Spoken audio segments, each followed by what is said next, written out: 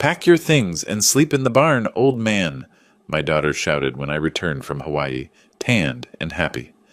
Her greedy husband stood nearby with his arms folded and added mockingly, "Your villa is now ours, Grandpa. Get out of the barn." They expected me to break down and give everything away. I just smiled quietly, locked them out, and said through the glass what ruined their lives forever. Before continuing, subscribe to our new channel, where we tell stories about men who take revenge on their insolent children, sons-in-law, and daughters-in-law. My name is Walter Stanley. I'm 68 years old, and I live in South Lake Tahoe, California. Spent 35 years as an architect and interior designer before selling my firm 3 years back. Always thought I'd raised my daughter right, taught her about integrity and respect. The flight home from Hawaii on that June morning taught me how spectacularly wrong I'd been. The taxi pulled up to my lakefront house at 2847 Lakeshore Boulevard around 2 in the afternoon. 2 months in paradise had done me good. My tan was solid, my camera bag was full of architectural shots from Honolulu, and I was genuinely excited to sleep in my own bed. The house looked perfect from the street, those floor-to-ceiling windows gleaming in the afternoon sun. I designed it myself 20 years ago. Every angle, every beam placement, every window measured to capture the lake view just right. My daughter Daniela opened the front door before I could fish out my keys. She wasn't alone. Her husband Curtis stood behind her, arms crossed like a nightclub bouncer. Something about their postures made my architect's eye twitch. They were blocking the entrance, deliberately. "Dad," Daniela said, no hug, no smile. Just my title, flat as week-old champagne. "We need to talk, now." I set down my suitcase. "Good to see you too, sweetheart. Hawaii was wonderful, thanks for asking." Curtis stepped forward. He's 37. Works as what he calls a business consultant, which as far as I can tell means losing other people's money in venture capital schemes. "Cut the sarcasm, old man. We've made some decisions while you were gone." The phrase "old man" hit differently than it used to. A year ago it would have been a joke between us. Today it sounded like an inventory classification. Obsolete stock. Damaged goods. Decisions about my house? I kept my voice level. 35 years of client meetings taught me never to show emotion during negotiations, even when your daughter is looking at you like you're a problem to be solved. About living arrangements, Daniela corrected. She'd changed since marrying Curtis. My little girl used to bite her nails when nervous, used to call me every Sunday just to chat. That was 3 years ago. The woman standing before me now wore a designer dress that probably cost more than my monthly pension and had the emotional warmth of a tax audit. Curtis didn't bother with subtlety. "Here's the situation, Walter. Daniela and I need space. Real space. We're young, we're building a life, and frankly, this house is wasted on someone who just takes photos and walks around the lake all day." "This house is wasted," I repeated slowly, "on the person who designed and built it." "You're getting defensive." Daniela's tone was pure condescension, the same voice she'd probably use with a confused senior citizen at the DMV. "We're not kicking you out. We found you a perfect solution." She gestured toward the back of the property. Through the windows I could see the old wooden shed I'd built 15 years ago as a workshop. It was maybe 400 square feet, had basic electricity, no heating, and smelled permanently of sawdust and old paint. "The barn?" I actually laughed. Couldn't help it. "You want me to live in the barn?" "It's not a barn, it's a perfectly good outbuilding," Curtis snapped. "Plenty of room for one person." "You've got a bed. You've got walls. What else does a guy your age need?" "What else does a guy my age need?" I studied his face, looking for the joke, the smile, anything indicating this was some elaborate prank. Nothing. He was dead serious. So was Daniela, my daughter, whose college education I'd paid for in full, whose wedding I'd funded, who'd called me crying a year ago because Curtis had temporarily lost his office lease, and could they please stay with me for just a few months until they got back on their feet. Temporary, that word doing a lot of heavy lifting. "Listen, Dad." Daniela softened her voice exactly the way she used to when asking for a later curfew as a teenager. "You're retired. You don't need all this space. We're trying to start a family and we need room to grow. You understand, right?" I looked past them into my living room. My vintage Leica camera collection was gone from the shelf where I'd kept it for a decade. In its place sat Curtis's golf trophies. The art pieces I'd selected personally from local galleries had been replaced by generic motivational posters. Even my reading chair by the fireplace had been moved. They hadn't just lived in my house while I was gone. They'd erased me from it. "And if I say no?" I asked quietly. Curtis's expression went cold. "Then we'll have problems, old man. See, Daniela's been doing some research. California's got these great elder care laws. If we were to suggest you're not capable of managing a property this size, not competent to handle your own affairs." He let the threat hang in the air like smoke. My hands clenched around my suitcase handle. I thought about the year I'd spent caring for Daniela when she had pneumonia at age 7, sleeping in a chair beside her hospital bed, missing project deadlines, nearly losing a major client. She'd held my hand and whispered, "You're the best dad in the world." That little girl was gone. The woman standing here now was a stranger, wearing my daughter's face. "Fine." The word came out before I'd fully processed what I was agreeing to. "I'll move my things." Daniela's shoulders relaxed. She'd expected a fight. The easy victory made her generous. "Take your time, Dad. You can move tomorrow." "Actually," Curtis cut in, "today would be better. We've got people coming over tonight, business associates. Would be awkward explaining why there's some old guy wandering around." Some old guy, not Daniela's father, not the homeowner. Some old guy. I picked up my suitcase, walked past them without another word, down the hallway where Daniela's height marks still showed faintly on the doorframe from when she was growing up, past the kitchen where I'd taught her to make pancakes every Saturday morning, through the back door across the lawn to the shed. The door stuck, hadn't opened it in months. Inside, it was exactly as bad as I'd expected. Dusty, cramped, smelling of mildew. A camping cot I'd used for a fishing trip 5 years ago leaned against the wall. One bare light bulb hung from the ceiling. Through the window I could see my house, my beautiful house, with its perfect sight lines and carefully calibrated natural lighting. I could see Curtis and Daniela through the living room windows, already rearranging furniture, celebrating their conquest. I set down my suitcase and pulled out my phone. Then I smiled, not a happy smile. Something colder, something that would have worried them if they'd been paying attention, because here's what Curtis and Daniela didn't know. 3 months ago, I'd felt this coming, seen the way they looked at my house like wolves eyeing a lamb. I'd made a call to an attorney friend in San Francisco, started putting certain legal mechanisms in motion. They wanted the barn? They could have the barn? For now, because sometimes the best revenge isn't fighting back immediately. It's letting your opponent think they've won, while you build something they'll never see coming. I opened my camera bag and pulled out my newest Leica. Through the telephoto lens, I had a perfect view of my living room windows. Documentation. That's what my attorney had called it. Evidence of intent. The game was just beginning, and my daughter and her husband had no idea they were playing. The camping cot in the shed was murder on my back. Woke up that first morning feeling like I'd been folded into a suitcase overnight. The bare bulb had attracted moths all night, their shadows dancing across the walls like tiny accusations. Through the grimy window, I watched Curtis and Daniela having breakfast in my kitchen, coffee from my espresso machine, eggs in my Italian cookware, sitting in chairs I'd custom ordered from Denmark. The irony was sharp enough to cut glass. My phone buzzed, text from my neighbor Martha. "Everything okay? Saw you going into the shed last night?" I typed back, "Just doing some reorganizing. All good." Lying to neighbors. Another first. The list was getting long. The next 3 days blurred together in a haze of humiliation and careful observation.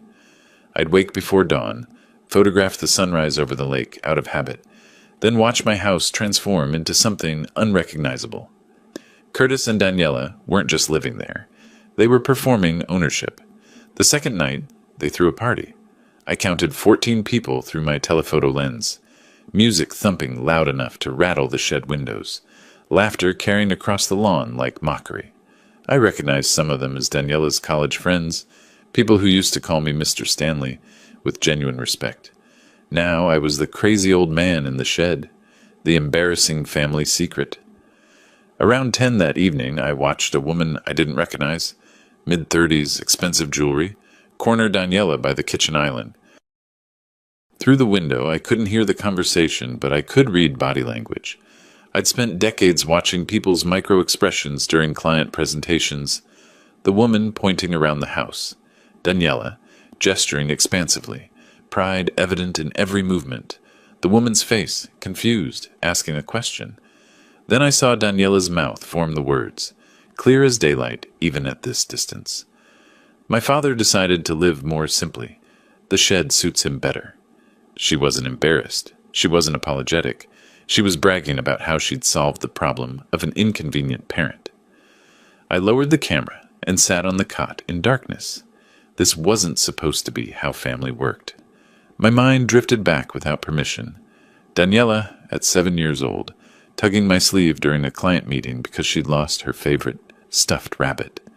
I'd excused myself, spent 40 minutes searching the house, found it in the dryer. Her hug had been fierce enough to crack ribs.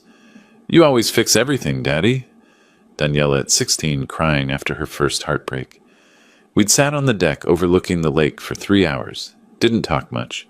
Just sat together while she processed the pain.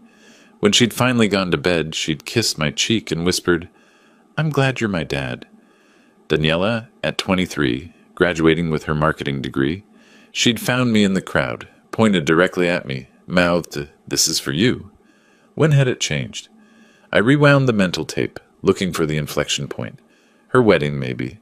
Curtis had swept in with his venture capital connections and tech startup vocabulary, started talking about leveraging opportunities and maximizing asset potential. Started looking at me the way you'd look at an old car. Still functional, but wouldn't it be nice to upgrade? Or maybe it was earlier.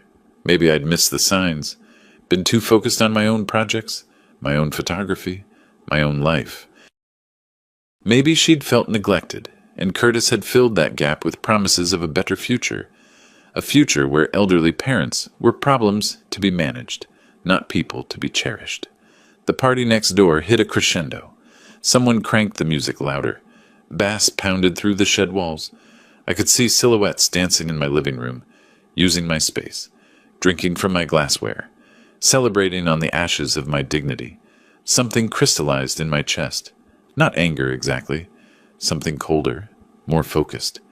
I pulled out my phone again, started reviewing the photos I'd taken over the past 3 days. Daniela and Curtis in heated discussion, pointing at real estate documents spread across the dining table. Curtis on his laptop, windows visible over his shoulder showing property valuation websites. The two of them measuring rooms, taking notes, planning. Planning what, exactly? The attorney I'd called 3 months ago, Gerald Martinez, specialized in estate planning and trust law. Our initial conversation had been hypothetical. What if someone wanted to protect assets from potential family disputes? I'd asked. Gerald had been direct. Living trusts, irrevocable structures, legal mechanisms that remove personal ownership while maintaining control. But Walter, you'd need a reason. Courts don't look kindly on people hiding assets without cause. And if I had cause? Then we'd need documentation, evidence of intent, of pressure, of coercion, proof that you're acting defensively, not offensively. I'd set up the trust in March, transferred the house into it, made myself the lifetime beneficiary, with right of residence, named a charitable foundation as the ultimate heir. Gerald had witnessed every signature, recorded every conversation, documented everything with the precision of a surgeon. At the time, I'd felt paranoid. Daniela was still calling occasionally, still pretending everything was normal. But I'd seen the way Curtis looked at my house. The way he'd casually asked about my estate planning over Christmas dinner.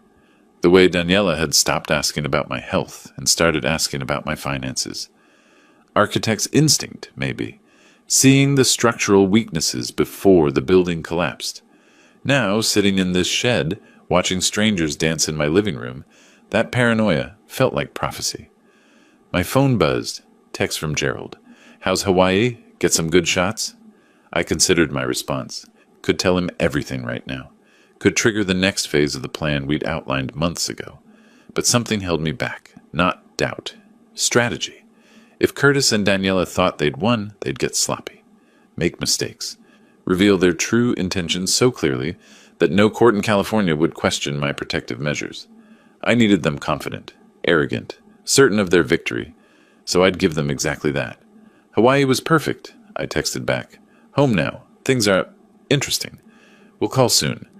Gerald's response was immediate, standing by whenever you need. The party wound down around 2 in the morning. I watched Curtis and Daniela say goodbye to their guests, playing the perfect hosts in my perfect house. When the last car pulled away, I watched them collapse onto my leather sofa, laughing about something. They looked happy, victorious, like they'd finally gotten what they deserved. Let them think that. Let them celebrate. Let them get so comfortable in their stolen paradise that they forgot to watch their backs. Because the old man in the shed wasn't defeated. He was patient, and patience, applied correctly, was the sharpest weapon in any arsenal. I pulled out my camera one more time, focused on the house, all lit up against the dark lake. My house, my design, my life's work, they could have it, for now.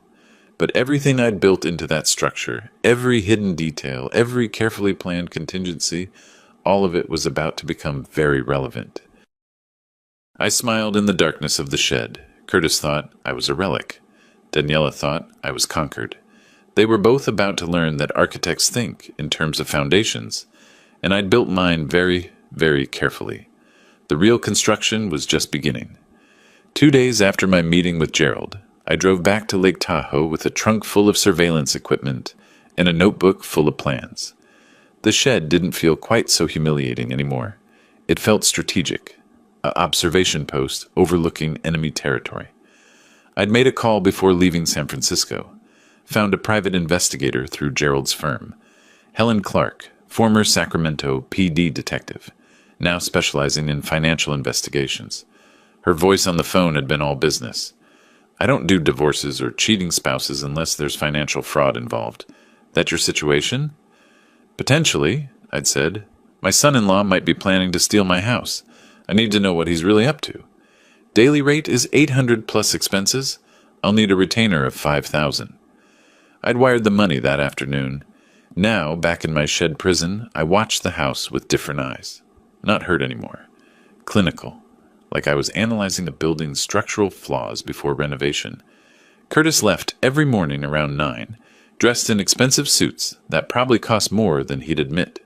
Business consultant. Right. I'd started keeping a log. Tuesday morning, he was gone for 3 hours. Returned with shopping bags from designer stores. Wednesday, he didn't leave at all. Just paced around my living room on phone calls, gesturing wildly at nothing. Thursday morning, something interesting happened. A woman arrived around 10, professional-looking, mid-40s, carrying a leather portfolio. I grabbed my camera with the telephoto lens.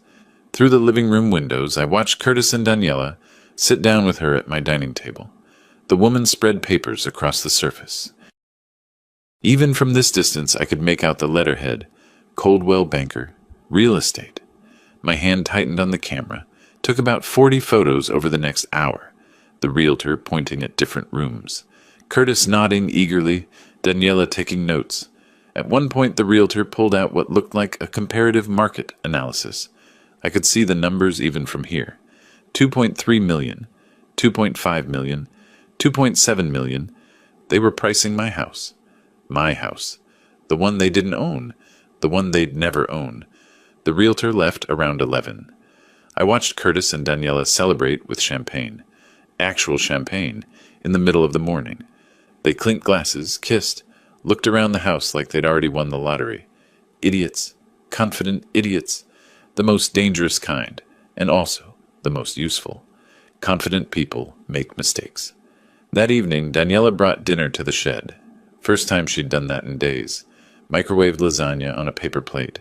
She set it down on my camping cot like she was delivering meals to the homeless. Thanks, sweetheart, I said, keeping my voice neutral. She hesitated at the door. Almost looked guilty. Almost. Dad, I've been thinking. Maybe we were too harsh the other day.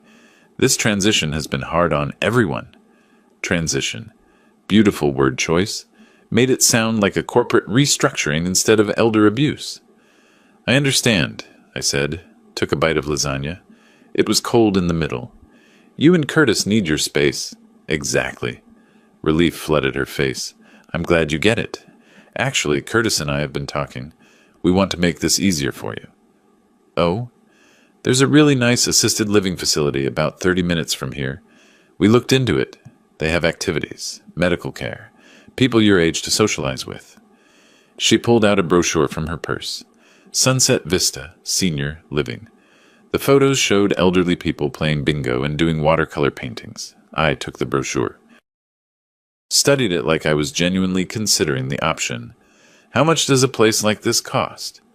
Only $4,200 a month. And honestly, Dad, you'd be so much happier there. You wouldn't have to worry about maintaining a big property or anything.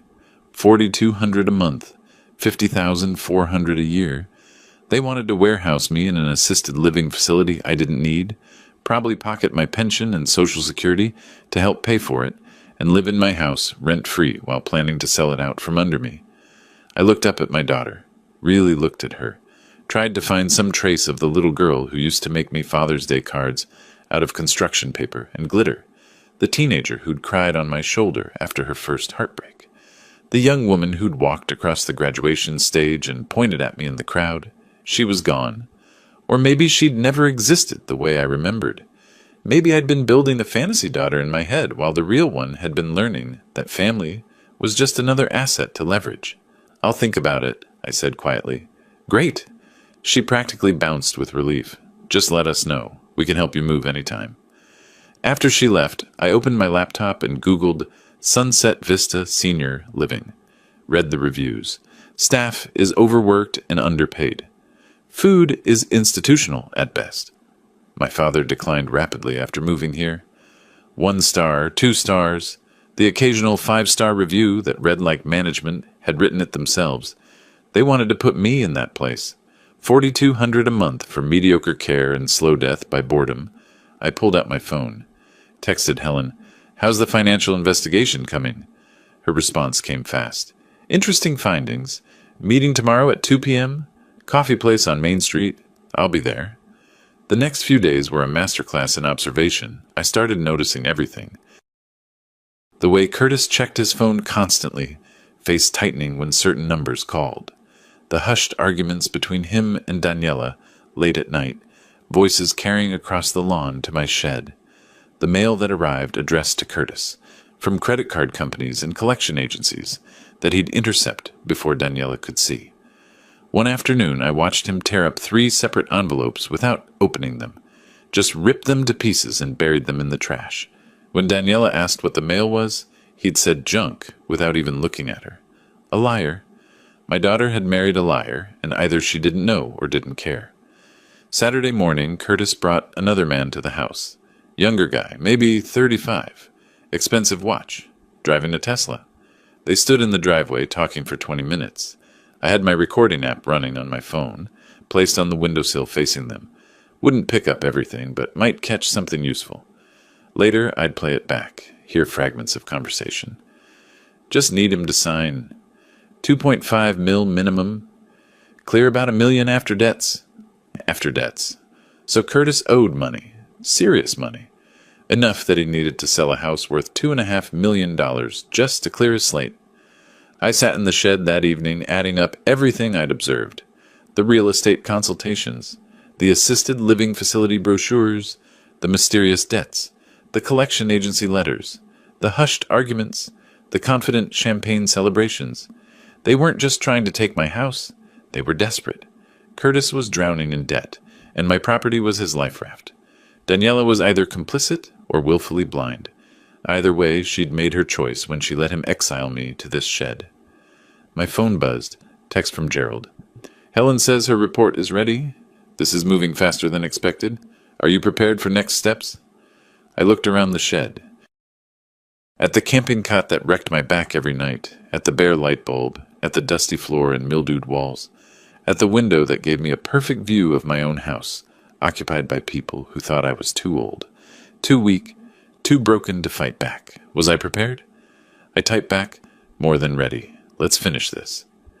Through the window, I could see Curtis and Daniela in the kitchen, cooking dinner with my cookware, drinking wine from my glasses, laughing about something. living their best life in my home while I sat in a shed like a discarded piece of furniture. Not for much longer. The old man in the shed was done being patient. The architect was ready to demolish some structures and rebuild something better, something just. And they wouldn't see it coming until the foundation collapsed beneath their feet. The coffee shop on Main Street was called The Grind, one of those aggressively rustic places with Edison bulbs and reclaimed wood everywhere.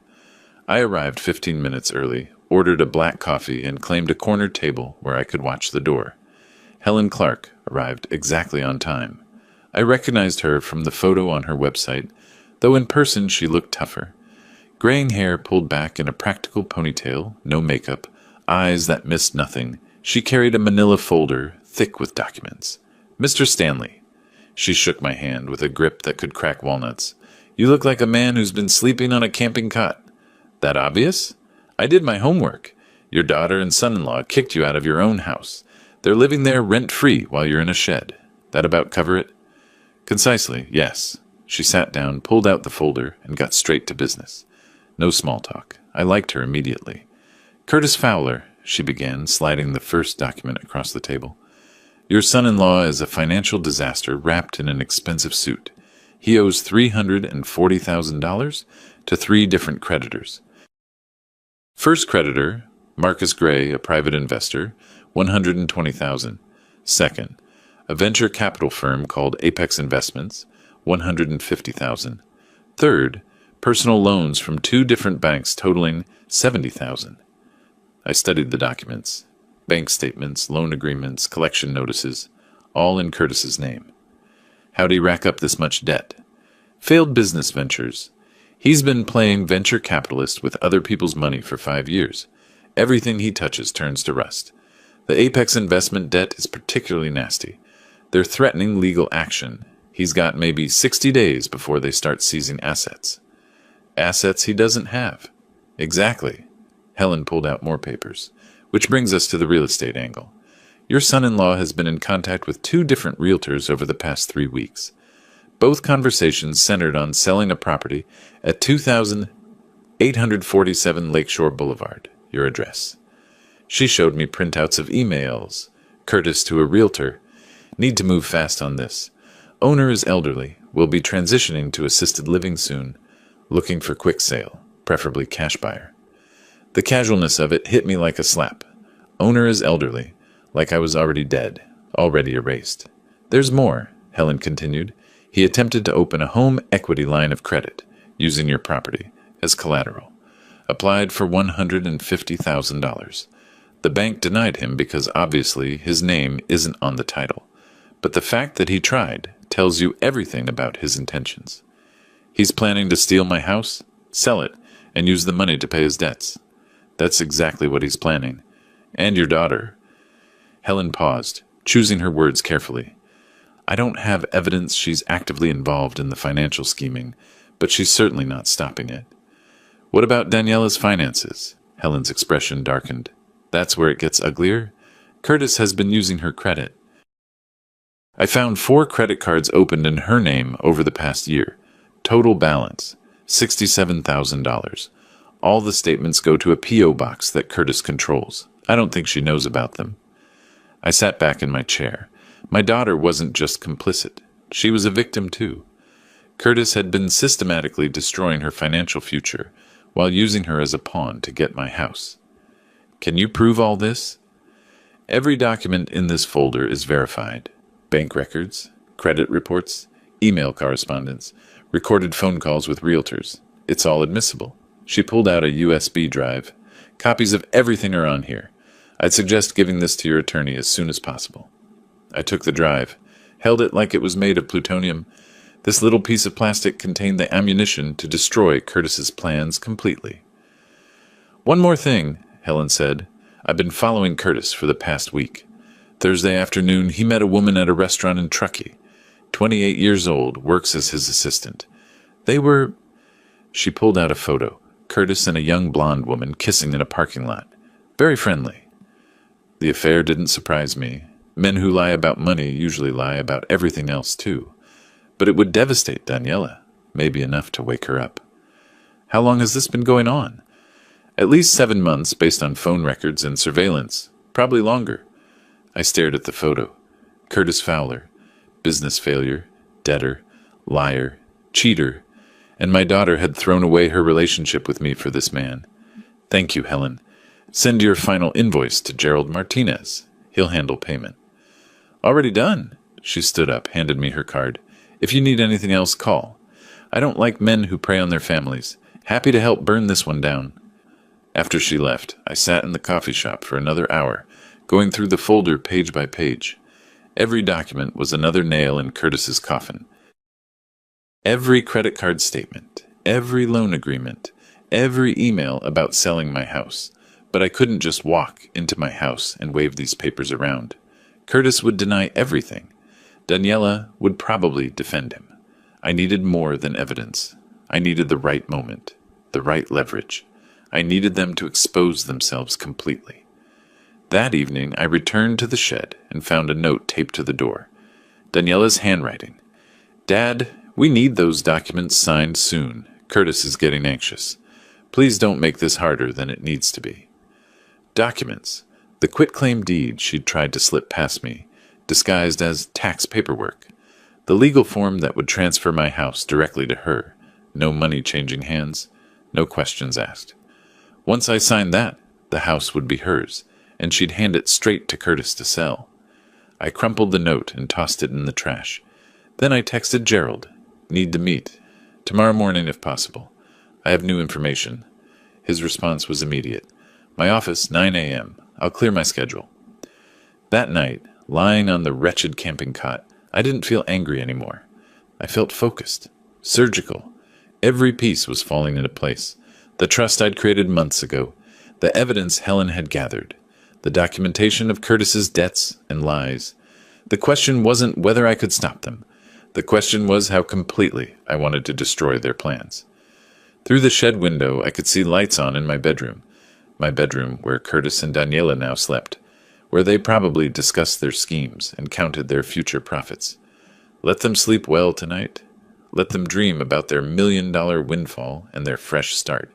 Because tomorrow, I'd start building the cage they'd walk into willingly. My phone buzzed. Text from Gerald. Bring everything Helen gave you. We're going to need it sooner than I thought. I smiled in the darkness. The game was accelerating. Curtis and Daniela thought they were closing in on victory. Thought the weak old man would crack any day now. Sign the papers. Move to the depressing assisted living facility. Disappear quietly into managed obsolescence. They'd forgotten something important about architects. We don't just build structures. We understand how they fall apart. Every weak point, every structural vulnerability, every way a building can collapse when the right pressure is applied to the right place. And I'd been studying the structure of their plan for weeks now. I knew exactly where to strike. The camping cot creaked as I shifted position. My back ached. The shed smelled like mildew and defeat. But none of that mattered anymore. Because the man in the shed wasn't defeated. He was armed with information backed by professionals and ready to show his daughter and her husband what happens when you mistake patience for weakness. The foundation was set. The blueprints were drawn. Tomorrow, construction would begin on the most satisfying project of my career, taking back what was mine and making absolutely certain they'd never forget the price of betrayal. The meeting with Gerald went exactly as expected. Professional, methodical, deeply satisfying. He'd spread Helen's entire investigation across his conference table like a prosecutor building a murder case. Bank statements, credit reports, photos of Curtis with his mistress, email chains with realtors, loan applications. Every piece of Curtis's financial house of cards laid bare under fluorescent lighting. This is airtight, Gerald said, tapping the pile of documents.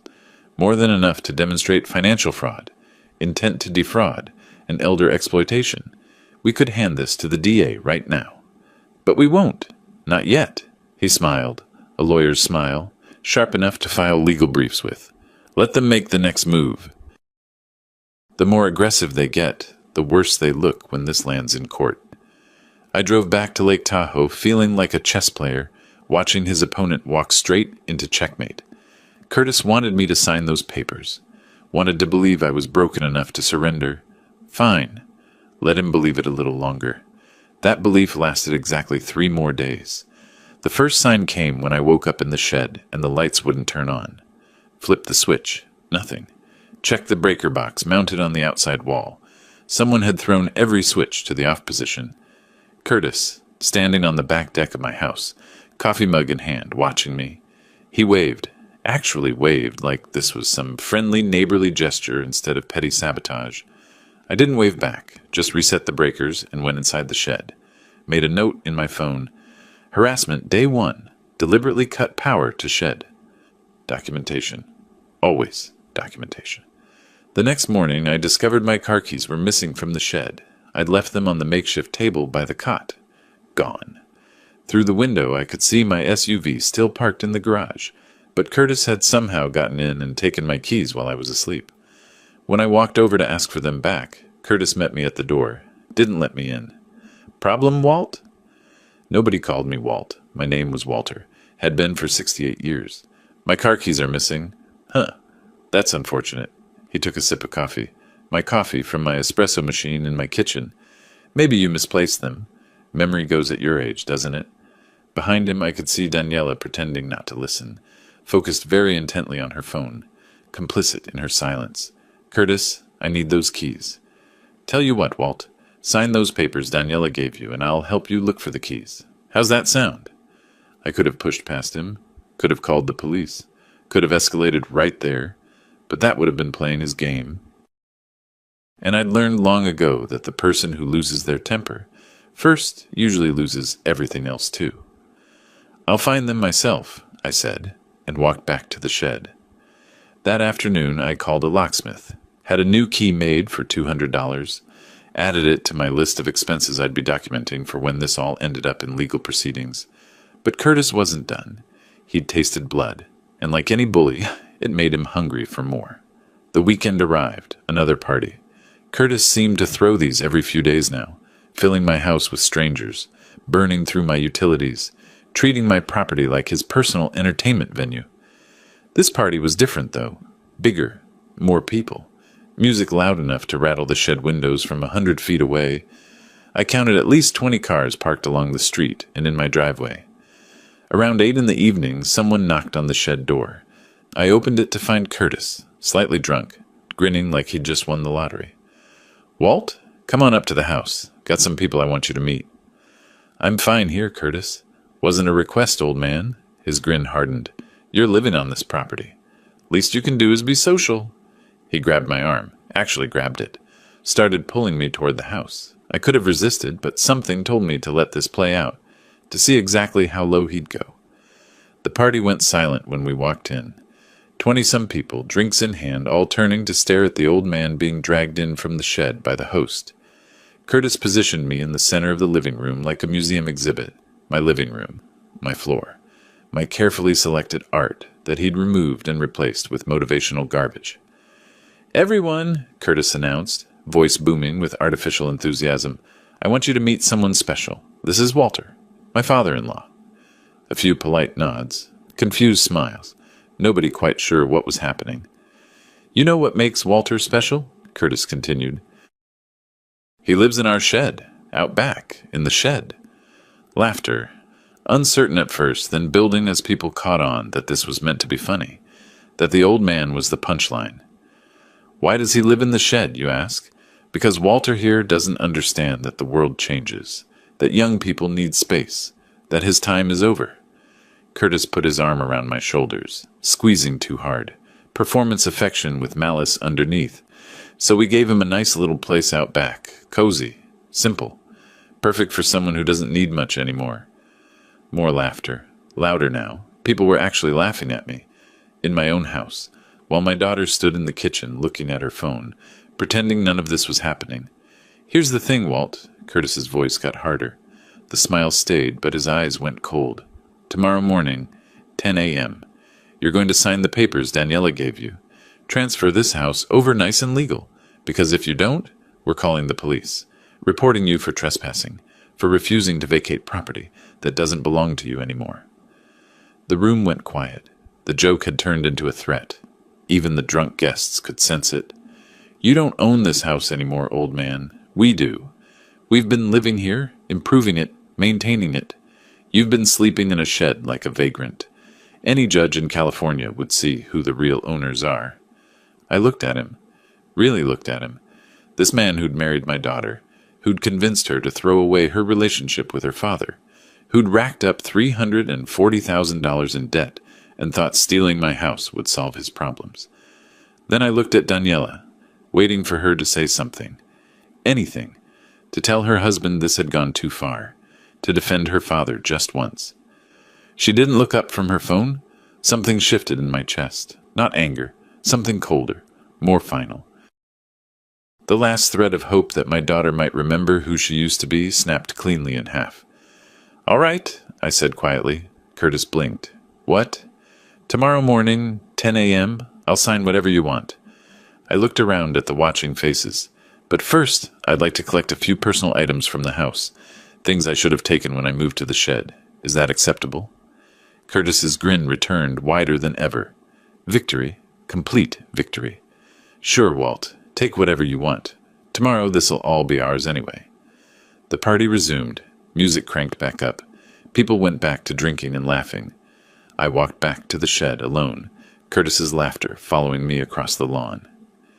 In the darkness of that moldy room, I sat on the camping cot and pulled out my phone. Texted Gerald. "Tomorrow morning, 9:30. I need you to meet me at the house." His response came immediately. "Finally, I'll bring the whole file. This is going to be good." I looked out the window at my house. Lights blazing. Music thumping. Strangers celebrating in my home while my daughter pretended I didn't exist, and her husband plotted to steal everything I'd built. Tomorrow was Independence Day. How appropriate. Because tomorrow I was declaring my independence from playing the victim, from being patient, from being the old man in the shed. Tomorrow, Curtis and Daniela would learn what happens when you mistake kindness for weakness, when you assume silence means surrender, when you push a man so far that he has nothing left to lose. I smiled in the darkness, my first genuine smile in weeks. Let them celebrate tonight. Let them think they've won. Let Curtis drink champagne and count his future millions, because in 14 hours I was going to pull the foundation out from under their entire scheme, and watching it collapse was going to be the most satisfying moment of my life. Independence Day morning arrived clear and bright, perfect weather for fireworks. The irony wasn't lost on me. I woke early, packed my few belongings from the shed into a duffel bag. Wasn't much. Some clothes, my camera equipment, toiletries, everything I'd been living with for the past 3 weeks. The camping cot could stay. Let it rot in here as evidence. Gerald arrived at 9:15, parking his Mercedes down the street rather than in my driveway. Professional distance. He carried a leather briefcase that I knew contained every document we'd need. Trust agreements, Helen's investigation files, legal notices, the complete dismantling of Curtis's plan, organized alphabetically. "Ready?" he asked. "More than ready." We walked to the shed together, waited. At 9:28, I saw Daniela and Curtis moving around in the kitchen through the windows, making breakfast, completely relaxed, already acting like owners. At 9:30 exactly, I knocked on the back door. Curtis opened it, looking annoyed at the early arrival, still in his bathrobe. Hair messy. He'd probably been up late celebrating his imagined victory. "It's not 10 yet, Walt." "I know, but I'd like to discuss the transfer outside, on the back deck, just the three of us, more private." Daniela appeared behind him, already dressed. "Why outside?" "Beautiful morning. Seems appropriate for important paperwork." I smiled my best harmless old man smile. "Humor me. It's the last thing I'll ask." They exchanged glances. Curtis shrugged. What threat could I possibly pose? I was the defeated old man who'd agreed to everything. Might as well let me have my dignity. They stepped out onto the deck. I followed, positioning myself closer to the back door. Gerald stayed by the shed, far enough to be unobtrusive, but close enough to watch. "So," Curtis said, pulling the quitclaim deed from his bathrobe pocket. He'd been carrying it around, probably slept with it under his pillow. "Let's make this quick. Sign here, here, and here." "Actually," I said, "before we do that, I need to grab a few things from inside. Personal items. Won't take long. Make it fast, Curtis said, waving dismissively. I walked back toward the house. They stayed on the deck, Curtis already grinning at Daniela, probably imagining champagne celebrations later today. I stepped inside, moved quickly. Front door, locked. Side door, locked. Sliding glass door to the deck, I paused with my hand on the handle. Through the glass, I could see them. Curtis checking his phone. Daniela looking out at the lake. Both of them completely unaware that their world was about to implode. I slid the door closed, locked it. The deadbolt made a satisfying click. It took Curtis about 5 seconds to notice. He turned, saw me through the glass. His expression confused at first, then annoyed. Walt? What are you doing? I didn't answer. Walked through the house, checking every entrance. All locked. Then I grabbed the folder I'd left in the front hallway yesterday, hidden behind a coat rack. Walked to the front door, opened it, and stepped out onto the porch. Curtis and Daniela had moved around the side of the house, still on the deck, but closer to the front now. Watching me. Curtis's confusion shifting toward anger. Open the door, old man.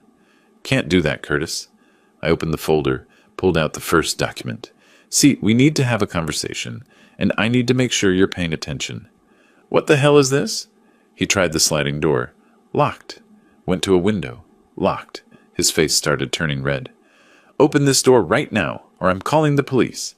Please do. I'd love to explain to them what you've been planning. I held up the first page. Trust agreement, Stanley Educational Trust. Dated from months ago. This is a living trust. You know what that is, Curtis? His face went from red to pale. Actual visible color drain, like watching time-lapse footage of fruit rotting in reverse. You can't. I created this trust back in March. Funny timing, right? Just when you and Daniela started acting strange, started looking at my house like it was already yours. I flipped to the next page. The house at 2847 Lakeshore Boulevard was transferred into this trust, which means, legally, I don't own it. The Stanley Educational Trust owns it. Daniela grabbed Curtis's arm. Dad, what are you saying? I'm saying the house isn't mine to give you, sweetheart. I'm the lifetime beneficiary. I get to live here until I die. But when I die, the property goes to a charitable foundation for architectural education. Not to you, not to anyone. To students who want to learn design. I watched their faces. Curtis's mouth had gone slack, actually hanging open like someone had disconnected his jaw muscles. His eyes kept darting between the document in my hand and the locked door behind him. Fight or flight, response triggering hard, but he couldn't do either. Daniela's expression was different. Confusion first, then slow dawning horror as she understood what this meant. Her hand went to her mouth. But the papers I gave you, the quitclaim deed, that's worthless. I can't transfer property I don't own. Even if I'd signed it, the transfer would be void. Any lawyer would spot that immediately. I smiled. Which you'd know if you'd actually had a lawyer review it, instead of just printing it off the internet. Curtis found his voice. Came out like a strangled shout. This is fraud! You did this to screw us over. We'll contest it. We'll prove you weren't mentally competent. Good luck with that. I pulled out another document. Medical evaluation from my doctor. Dated the day before I signed the trust. Confirms full mental competency. There's also video footage of the signing, witnessed by a notary and 2 independent witnesses, and a complete financial audit showing I understood exactly what I was doing. Gerald had moved closer now, standing at the edge of the front lawn. Curtis saw him for the first time. Who the hell is that? Gerald Martinez, my attorney. He helped set up the trust. He's been documenting everything you've done for the past 3 weeks. Curtis's face cycled through emotions like a broken slot machine. Anger, fear, disbelief, panic. His hands started shaking, actually trembling as he processed the magnitude of what I'd just told him.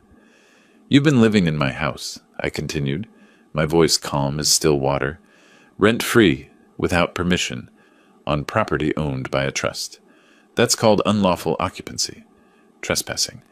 My attorney will be filing formal complaints with the sheriff's office this afternoon. No. Daniela's voice barely a whisper. No, this can't. Dad, please, we didn't know. Didn't know? I looked at her directly. You put me in a shed, Daniela, your own father. You brought me brochures for assisted living facilities. You let your husband humiliate me in front of strangers. You knew exactly what you were doing. Curtis exploded. You senile old bastard! We'll sue you! We'll take everything! I'll destroy you! With what money, Curtis? I pulled out Helen's investigation report. I know about your $340,000 in debts. I know you've been trying to sell my house to cover them. I know you fraudulently attempted to open a home equity line using my property. I have documented evidence of all of it. The panic in his eyes intensified. He looked like a cornered animal, dangerous and desperate and completely out of options. Here's what happens next, I said. You have until the end of the day to vacate this property. Pack your things. Leave. If you're still here tomorrow, the sheriff will remove you, and I'll be pursuing legal action for fraud, attempted theft, and elder abuse. Curtis lunged at the sliding door, started pounding on it. Let me in. This is my house. Let me in right now. It's not your house. It never was. It never will be. I folded the documents back into the folder. Oh, and Curtis? About those debts? I hear Marcus Gray is getting impatient about his $120,000. Might want to deal with that before he takes legal action.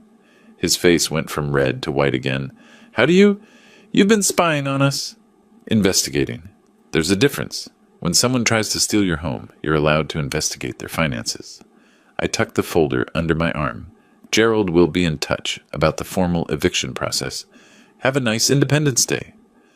I walked back inside, closed and locked the front door behind me. Through the front windows I could see them. Curtis still pounding on glass. Daniela crying, hands covering her face. Both of them locked out of the house they'd thought was theirs.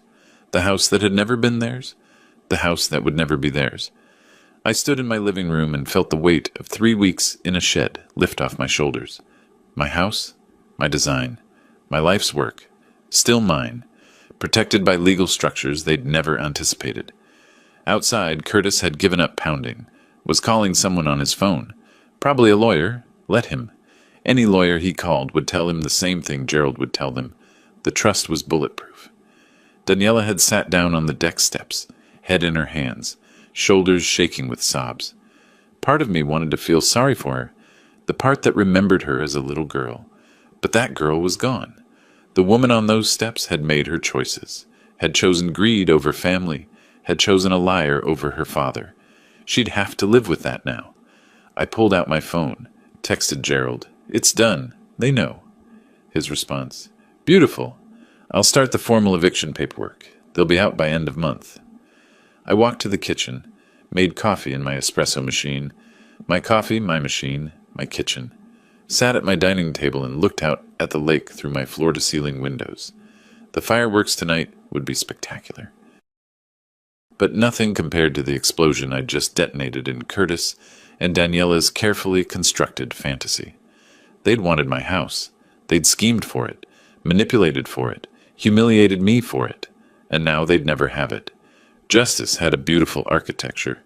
Curtis didn't waste time. The day after I locked them out and revealed the trust, he was already hunting for ammunition to fight back. I learned this the following morning when Gerald called. We've got movement on their end. Curtis hired Bruce Peterson. He's a local attorney who specializes in elder law and trust disputes. Any good? Good enough to be expensive. Bad enough to take a case he can't win. Gerald's tone carried amusement. Peterson filed a motion to contest the trust.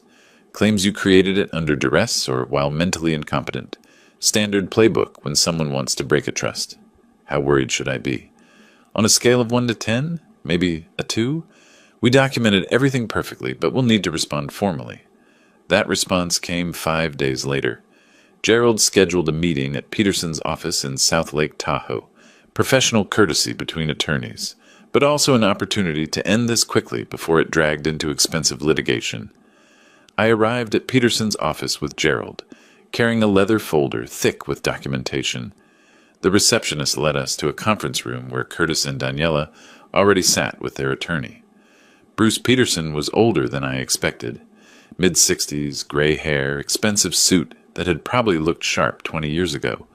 He stood and shook hands with professional neutrality, but I caught the assessment in his eyes, sizing me up, looking for signs of the incompetent elder his clients claimed I was. "Mr. Stanley," he began once we'd all sat down, "my clients have serious concerns about the trust you created. They believe you were pressured into this decision, possibly by outside parties looking to exploit your vulnerability." "Interesting theory," I said. "Which outside parties would those be?" "Perhaps your attorney?" Peterson nodded toward Gerald. "Someone who stood to benefit from legal fees." Gerald smiled, the kind of smile that meant someone had just made a tactical error. "Mr. Stanley paid me a flat fee for the trust creation, $5,000. That's well below market rate for this type of work, and I have no ongoing financial interest in the trust's existence. Would you like to see the billing records?" Peterson's jaw tightened slightly.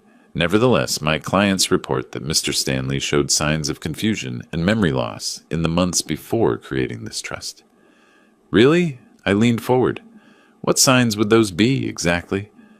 Curtis spoke for the first time. "You forgot conversations we had. Repeated yourself. Got confused about dates." "I'm 68, not 98. Everyone forgets conversations occasionally." I pulled a document from my folder. "This is a comprehensive medical evaluation from my physician, conducted the day before I signed the trust documents. Cognitive function tests, memory assessments, psychiatric evaluation. Everything came back normal. I can give you his contact information if you'd like to verify."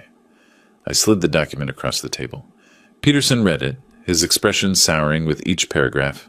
"There's also this." Gerald set up a laptop on the conference table, queued up a video file. "Complete recording of the trust signing. Mr. Stanley, myself, a notary, and 2 independent witnesses. Watch the whole thing if you'd like."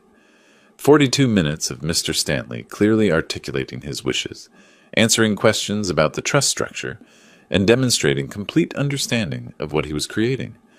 The video played.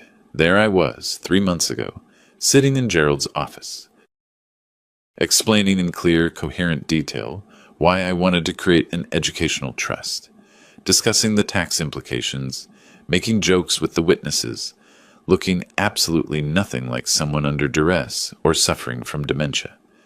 Daniela's face crumpled as she watched. She'd convinced herself, maybe, that I'd been manipulated, that this wasn't really my choice. The video destroyed that fantasy. Peterson stopped the playback after 10 minutes. He'd seen enough.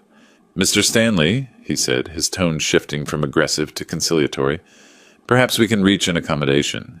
You could amend the trust to include your daughter as a beneficiary. Give her the house after your passing. That would address everyone's concerns." "No." The word hung in the air like a guillotine blade.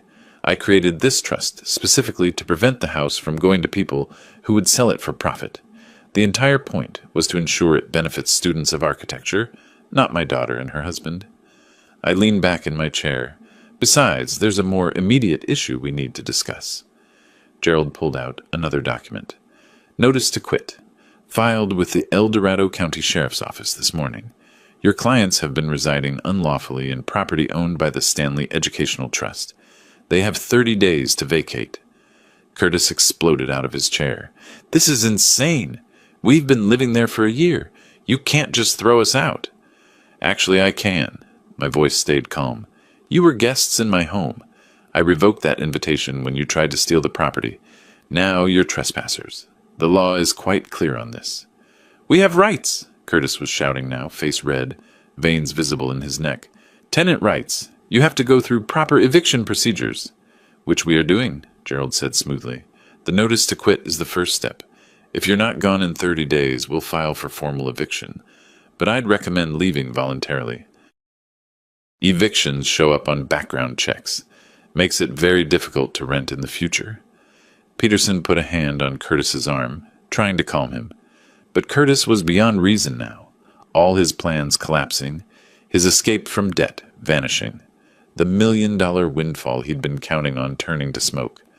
"I'll destroy you," he hissed at me. "I'll tell everyone you're a senile old man who abandoned his family. I'll ruin your reputation. I'll make sure everyone knows what kind of father you are." I'd been waiting for this. Pulled out my phone, opened the voice memo app, scrolled to a specific recording, hit play. Curtis's voice filled the room, tinny but clear through the phone speaker. After the old man signs the documents, we'll flip this place for $2.5 million, pay off the debts, clear about $1 million profit. His face went white. Then another voice on the recording, the business partner he'd brought to tour the house. What if he doesn't sign? Curtis again. He'll sign. He's got no choice. Where's a 68-year-old man with no money going to go? I stopped the playback. I have about 40 minutes of recordings.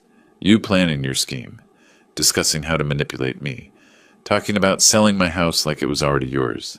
Want to go to the media with this? I'm happy to provide full documentation of your attempted fraud. The silence in the room was profound. Curtis looked like he'd been flash frozen. Daniela was crying quietly, one hand over her mouth. Peterson closed his laptop with a decisive click. I think we're done here. Mr. Fowler, Mrs. Stanley, I'd recommend you comply with the notice to quit. Contesting this further would be inadvisable. That's it? Curtis's voice cracked. You're giving up? I'm paying you to fight this. I'm paid to provide legal counsel, not to pursue unwinnable cases. Peterson stood up, clearly ready to end the meeting. The trust is legitimate. The documentation is bulletproof. And frankly, your recorded statements about defrauding Mr. Stanley make you extremely unsympathetic clients. My advice is to vacate the property and consider yourself fortunate he's not pursuing criminal charges. Gerald and I stood, meeting over. Game, set, match. As we walked out, I heard Curtis behind us, still raging at Peterson. Daniela sat silent, staring at the table, her world in pieces.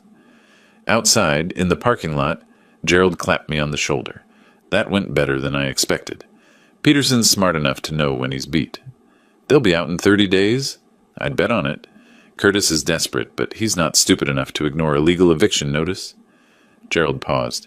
There is one thing, though. Helen Clark called me this morning. She finished her full investigation into Curtis's finances. The report is extensive. How extensive? $340,000 in debts wasn't the full story. There's more. Fraudulent credit cards, hidden accounts, and, he hesitated, personal complications. Show me. We drove to a coffee shop. Gerald handed me a USB drive. Everything's on here. You might want to share some of this with Daniela, separately from Curtis. She deserves to know what she's really married to. That evening, I sat in my reclaimed living room, reviewing Helen's complete report on my laptop. Every page made Curtis look worse. The man was a financial catastrophe wrapped in designer suits. But the final section was what made me pause. Photographs. Curtis with a young woman, different occasions, different locations, intimate moments, not business meetings. Helen's notes identified her. Jessica Vance, 28, Curtis's executive assistant. Relationship ongoing for at least 7 months based on surveillance and phone records. I stared at the photos for a long time. My daughter had thrown away our relationship for a man who was cheating on her, drowning in debt, and planning to steal from her father. The irony would be funny if it wasn't so tragic, but Daniela deserved to know the truth, not as revenge, as information.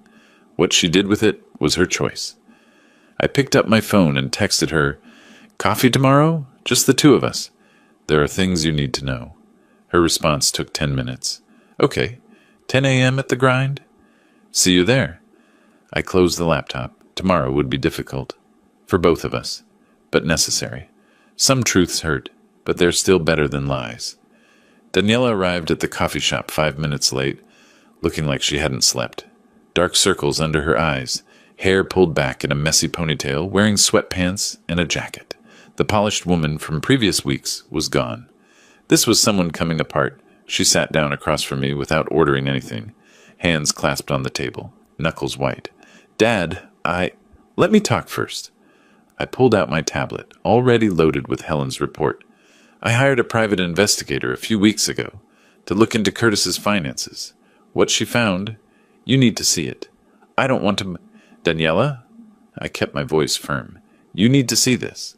Not because I want to hurt you. Because you deserve to know the truth about the man you married. I turned the tablet toward her. Started with the financial summary. Curtis's debts laid out in brutal detail. $340,000 owed to 3 creditors. Collection notices. Threatened lawsuits. Bank accounts in the red. I knew he had some debt, Daniela said weakly. Business loans, investments that hadn't paid off yet. Keep reading. The next section showed the credit cards. 4 different cards opened in Daniela's name over the past 18 months. Total balance, $67,000. Applications submitted with her personal information. Statements sent to a P.O. box Curtis controlled. Daniela's hands started shaking. No, I didn't. I never opened these cards. Curtis did, using your credit, your social security number. Your signature, forged. I scrolled to copies of the applications. Even I could see the signatures didn't match her handwriting. But that's fraud. That's identity theft. Yes, I let that sink in. Your credit is destroyed. You're on the hook for $67,000 in debt you didn't authorize.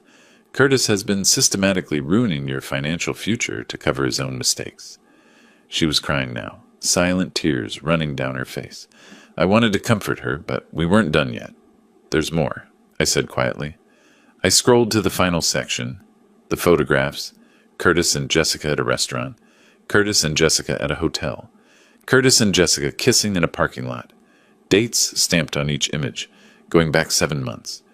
Daniela stared at the screen. Her mouth opened, but no sound came out. She looked like someone had reached into her chest and ripped out something vital. Her name is Jessica Vance, I said, his assistant. The relationship has been ongoing since at least January based on the investigators' findings. Probably longer. Daniela's voice came out broken. I asked him about her once. He said she was just an employee, that I was being paranoid. He lied about this, about the credit cards, about the debts, about everything. I closed the tablet. This is who you chose over your father. A liar, a cheat, a man who was planning to sell my house out from under me to cover debts I didn't know existed.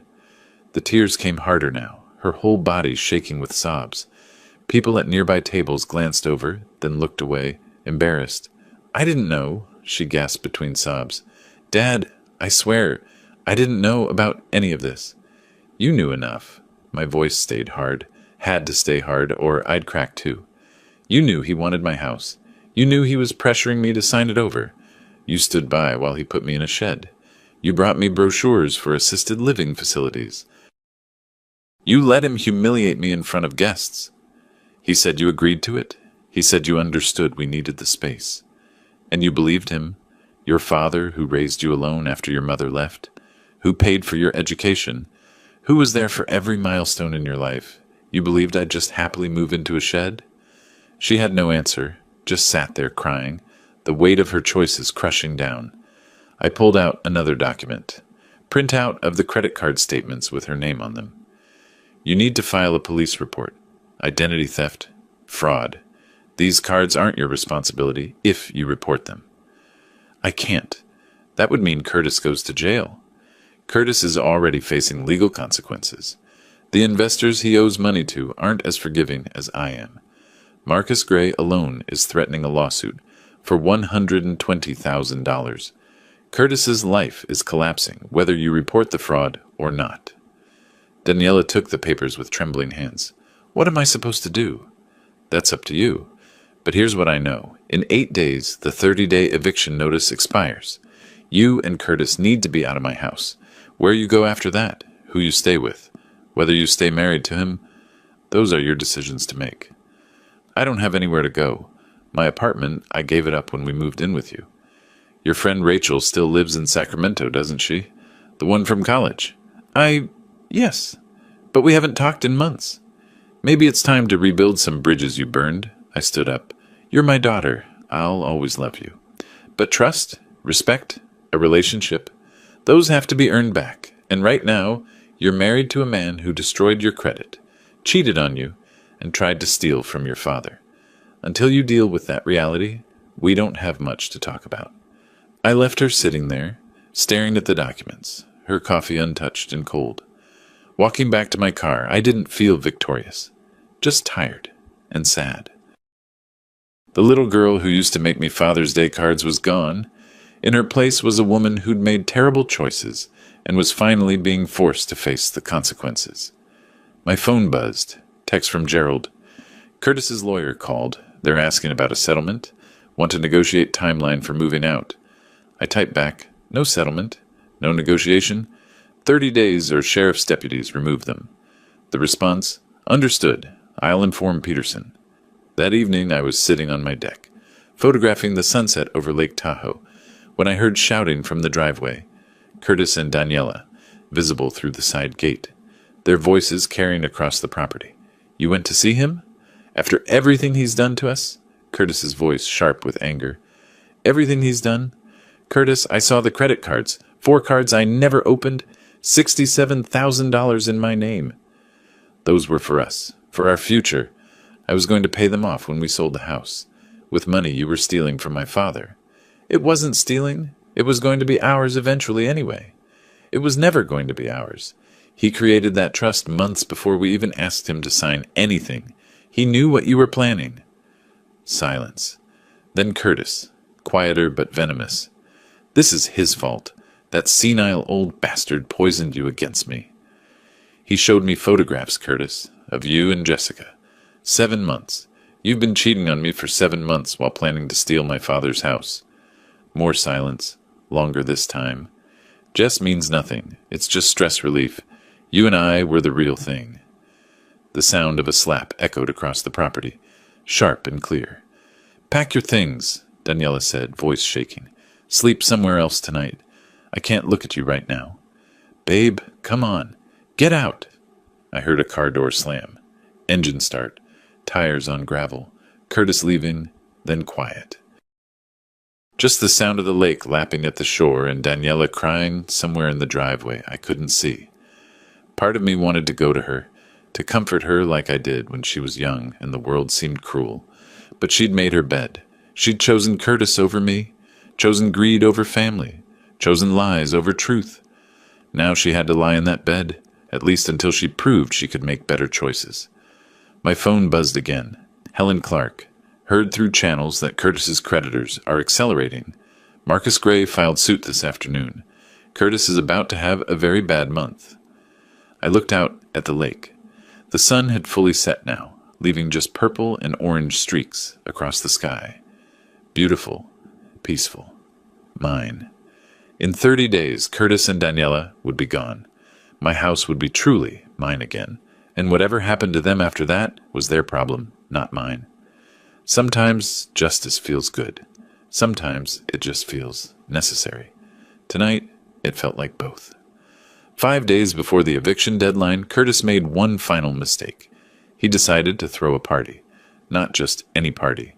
A farewell gathering, he called it, according to the invitation I saw accidentally when the mail carrier mixed up our deliveries, inviting his business contacts, investors, networking connections. One last attempt to maintain the facade of success before his world completely collapsed. The irony was delicious. He was throwing a party in my house, which he'd have to vacate in less than a week, while pretending everything was fine, like a captain hosting cocktails on the Titanic after hitting the iceberg. I called Gerald. Curtis is having a party this Saturday, big one by the looks of it, and you want to crash it, with your help and Helen's. I think it's time Curtis's business associates learned exactly who they'd been dealing with. Walter, are you sure? This could get ugly. It's already ugly. I'm just bringing the ugliness into the light. I paused. These people have a right to know who they're investing with. Consider it a public service. Saturday arrived warm and clear, perfect weather for outdoor entertaining. Curtis had set up tables on the deck, hired a bartender, laid out catering. All paid for with money he didn't have, I assumed, or maybe with credit cards in Daniela's name that she didn't know about. I watched from inside the house as guests arrived. Expensive cars, designer clothes, the Lake Tahoe elite. Curtis worked the crowd like a politician, all smiles and handshakes and confident laughter. Daniela stood beside him, playing her role, though I could see the strain in her smile from here. At 7:30 I called Gerald and Helen. Time to make an entrance. We arrived together, Gerald in his lawyer's suit, Helen carrying her investigation folder, me in casual clothes that made it clear I owned the place. The bartender recognized me, confusion crossing his face, but Curtis was too busy holding court to notice our arrival immediately. Helen moved first, walked straight to the center of the deck, positioned herself where everyone could see her, and cleared her throat loudly. "Excuse me, everyone. My name is Helen Clark. I'm a private investigator, and I have some information about your host that you should hear."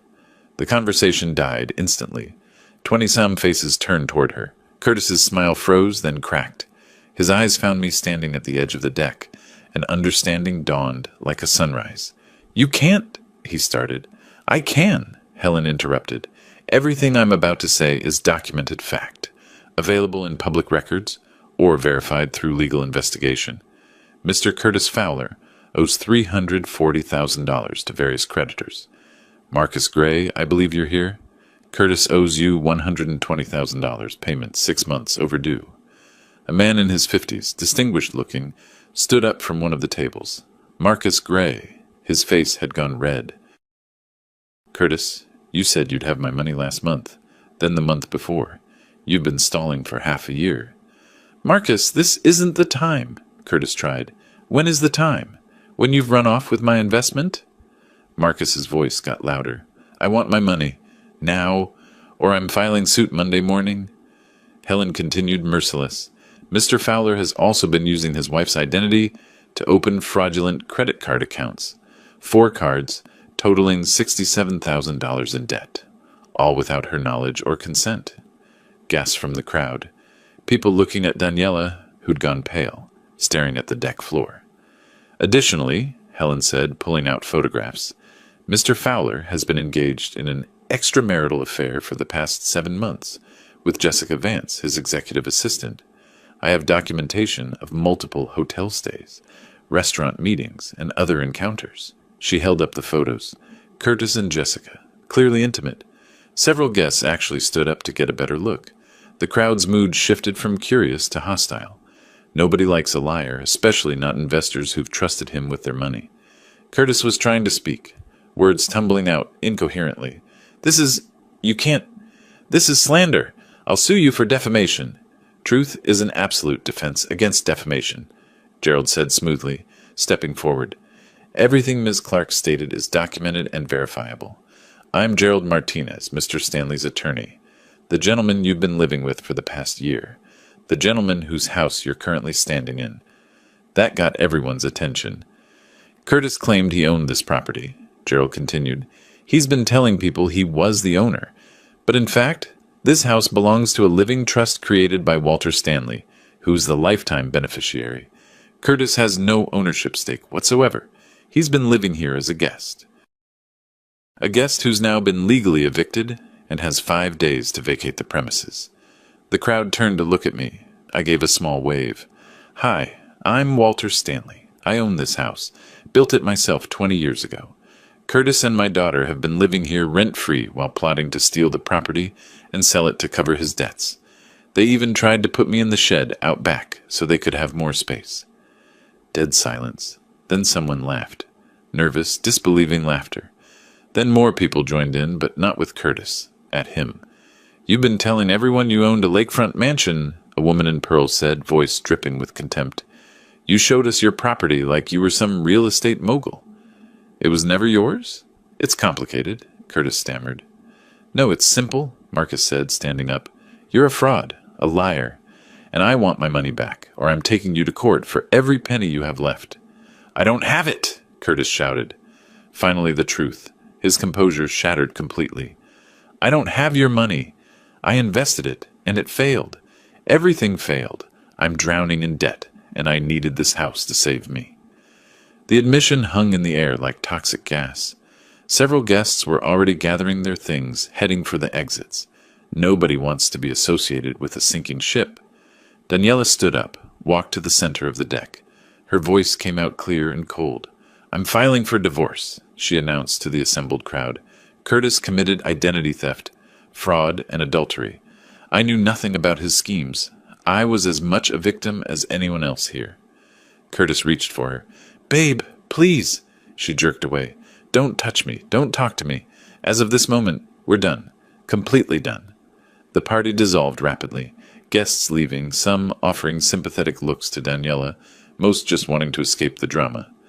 Marcus Gray stopped on his way out, handed Curtis a business card, my lawyer's contact. Expect to hear from him Monday. This isn't over. Within 20 minutes, the deck was empty except for Curtis, Daniela, Gerald, Helen, and me.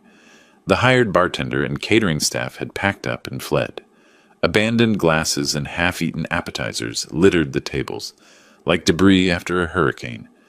Curtis sat in one of the chairs, head in his hands, broken. Everything he'd tried to build, every lie he'd told, every scheme he'd planned, all of it collapsed in less than 30 minutes. 5 days, I said quietly. Then you're out. If you're not gone, the sheriff will remove you. Take whatever furniture is yours. Leave everything else. I walked back into my house, my home, my sanctuary that I'd almost lost to a con man, and my own daughter's greed. Behind me, I heard Daniela crying, Curtis trying to explain, to apologize, to salvage something from the wreckage, her telling him to shut up, that she never wanted to see him again, that he'd destroyed everything. Justice, I'd learned, doesn't always feel like triumph. Sometimes it just feels like the world finally balancing its scales. The day they moved out, I stayed away. Didn't want to watch. Didn't need the closure. Gerald texted me updates throughout the morning. Curtis loaded his belongings into a moving truck bound for a cheap motel on the outskirts of town. Daniela filled her car with boxes, drove off toward Sacramento without looking back. By noon, they were gone. The house stood empty except for my furniture, my belongings, everything they'd temporarily displaced. I came home that evening to silence. Beautiful, peaceful silence. Walked through each room, reclaiming the space. Moved my camera collection back to its proper shelf. Hung my art back on the walls. Restored my reading chair to its spot by the fireplace. The shed out back I left exactly as it was. Kept the camping cot, the bare bulb, the mildewed smell, a reminder. Sometimes you need to remember how low you've been to appreciate how far you've climbed back. The following weeks passed in a strange sort of calm. Gerald handled the remaining legal details. The trust remained intact. Marcus Gray's lawsuit against Curtis moved forward. Daniela filed for divorce and reported the credit card fraud to authorities. I spent my days photographing the lake, reading architecture journals, existing in the space I'd fought so hard to keep. The house felt bigger without them, emptier but in a good way, room to breathe again. Then in early autumn, I made a decision. The trust wasn't just a defensive measure anymore. It was an opportunity, a way to turn something ugly into something meaningful.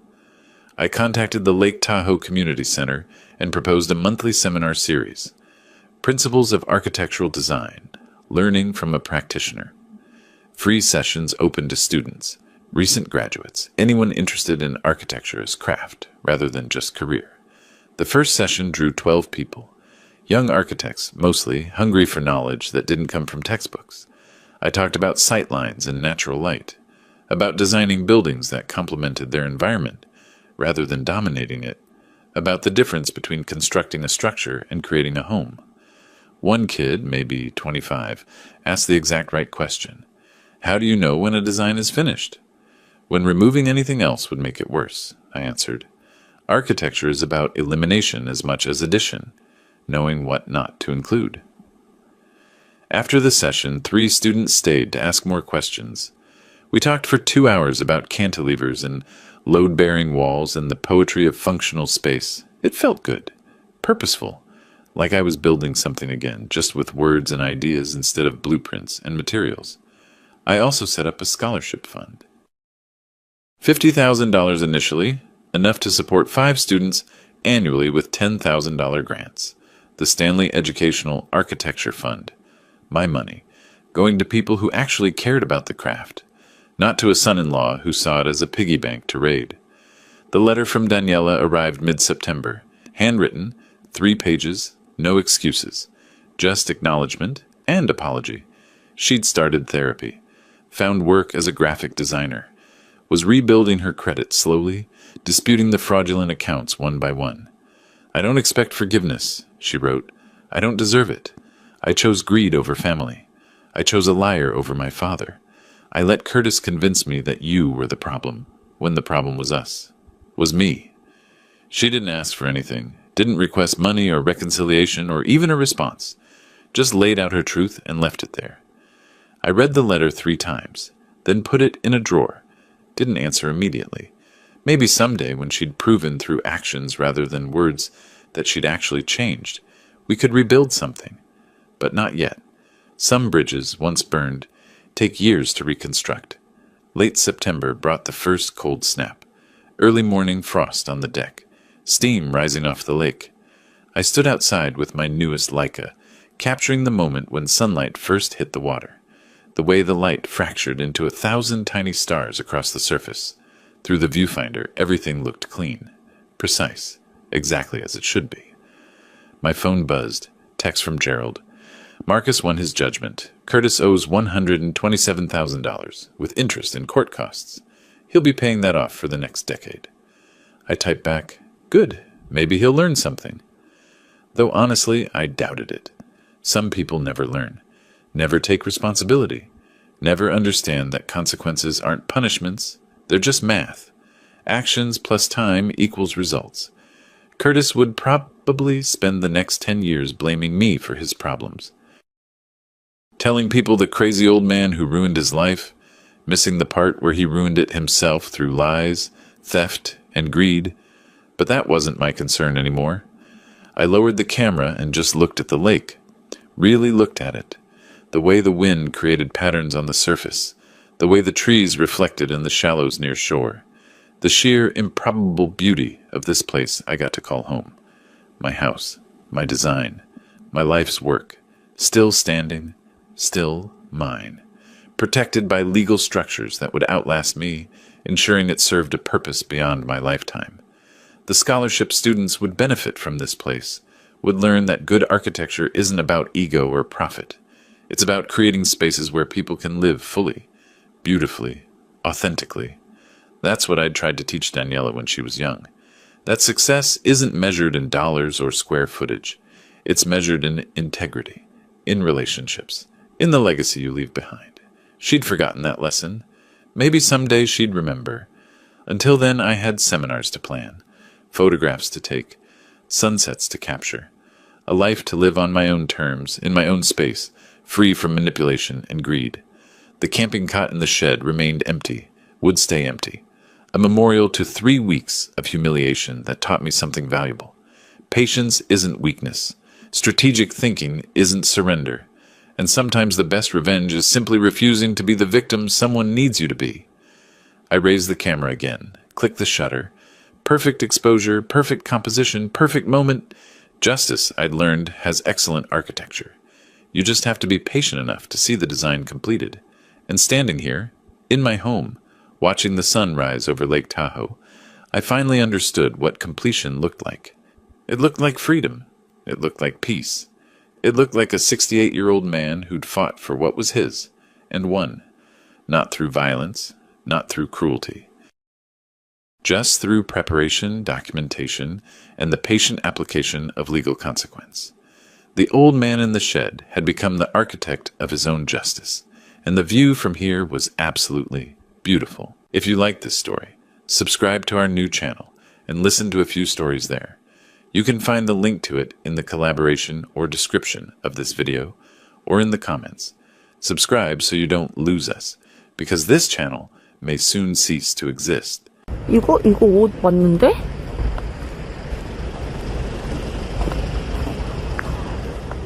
집에 가서 딱 이거 겉옷만 벗으면 되거든?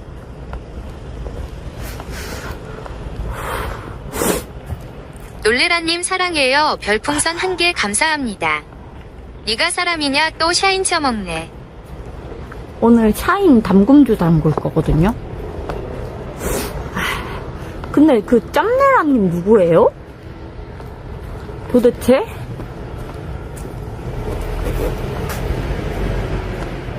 짬내라님 누군데?